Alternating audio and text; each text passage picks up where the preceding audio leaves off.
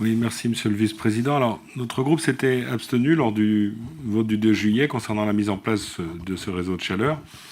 En effet, si nous partageons la volonté de privilégier les énergies renouvelables et si effectivement la proximité d'Atanor peut représenter une opportunité, le dossier nous avait paru à l'époque insuffisamment étudié et présentant de grandes incertitudes quant aux hypothèses de raccordement. En l'absence de mutualisation que nous appelons de nos voeux, l'expérience montre que certains réseaux, certes anciens et ne bénéficiant pas des nouveaux apports technologiques, mais enfin existant quand même, sont à peine à l'équilibre, voire en déficit, et en tout cas avec des coûts de facturation à l'usager qui restent encore bien au-dessus des prix actuels du marché.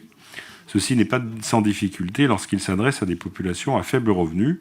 Il nous faut donc être prudents dans nos hypothèses. Bon, le choix ayant été fait, il nous appartient aujourd'hui effectivement de choisir le mode d'exploitation.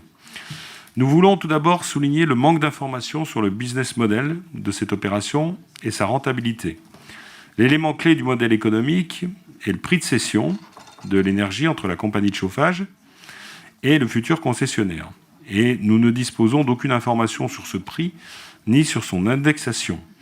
On a tout au plus une mention voisin du prix pour le réseau principal, ce qui ne donne aucune indication sur l'intérêt économique ni d'information sur le plan de la commercialisation et in fine de la rentabilité pour le concessionnaire.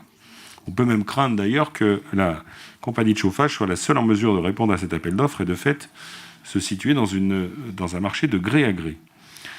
Compte tenu de ces incertitudes, il nous semble effectivement plus prudent que le mode de gestion soit celui de la concession.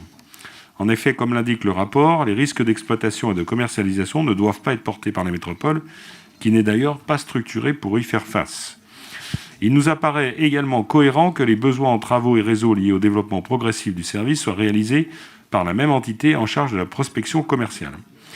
Nous devons toutefois nous interroger sur ce qu'il adviendra si le concessionnaire ne parvient pas à dégager un excédent d'exploitation. C'est pourquoi il nous semblerait nécessaire d'affiner les études et de vérifier la fiabilité du modèle économique avant de lancer l'opération.